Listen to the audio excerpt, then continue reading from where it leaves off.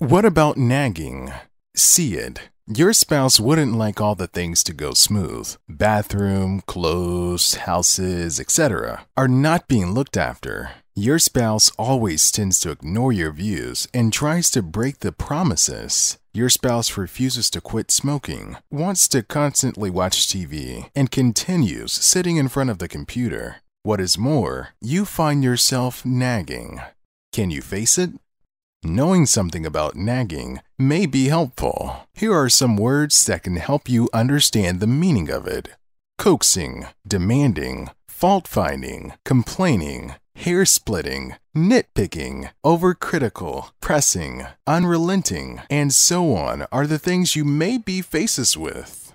See its vicious roots. If you know the negative impact it will have in your marriage, it will help you to become a better spouse. Nagging will take control of you and force you into an unknown area where neither of you will be able to find a way to save each other from the tremendous hole. You will then give up any further attempt to get back. The more you nag, the more negative changes will have to be faced from your spouse's part emotionally, physically, and mentally.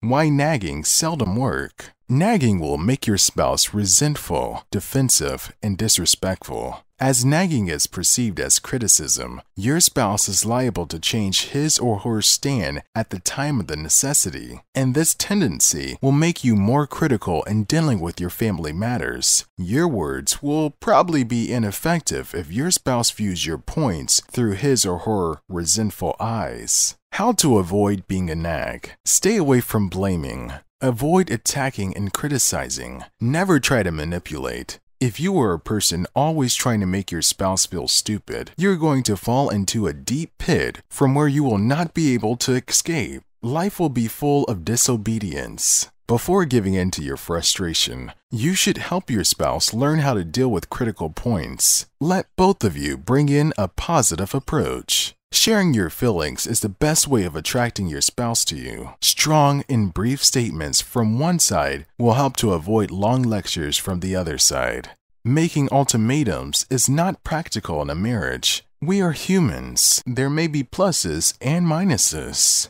Your actions will be more attractive if you can avoid saying "you always" and "you never." Instead, try to say "would you" or "will you." This act may help you for a number of occasions because there are subtle differences between those words. If you are trying to be a perfect man by helping in day-to-day work of your spouse's domestic work, no other action will be better than this. The hard-to-break situation may be minimized at a glance if you are free to talk with an open mind.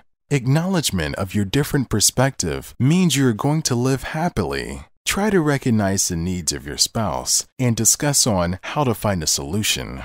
No doubt, if you stop nagging, the very action is helpful for both of you. Try to be your best. Try to accept the fact that you are always ready to create a home environment. Your tendency to evaluate yourself will be useful for making a change in you. See whether you are willing to accept your spouse's request or views on something useful for your family. If you hesitate to accept, what happens was a really indifference to your spouse in all matters in the future. So without any delay, you are to stop that behavior. Instead, try to understand what your spouse has said, and at least a sympathetic response in a pleasant manner will help both of you and your spouse to know your limitations better.